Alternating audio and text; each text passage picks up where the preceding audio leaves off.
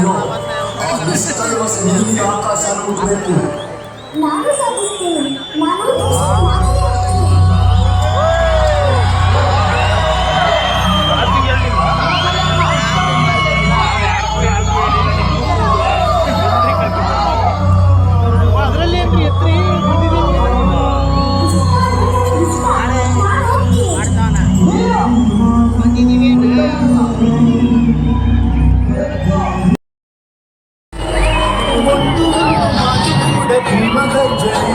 ಎರಡು ವರ್ಷ 11 ತಿಂಗಳು 18 ದಿನಗಳ ಸತತ ಪರಿಶ್ರಮದಿಂದ ನಿಮ್ಮ ಬದುಕಿಗಾಗಿ ಪ್ರಪಂಚವೇ ಮೆಚ್ಚುವಂತಹ ಸರ್ವರ ಬದುಕಿನ ದಾರಿದೀಪವಾದ ಇದೋ ಈ ಸಂವಿಧಾನ ನಿಮಗೆ.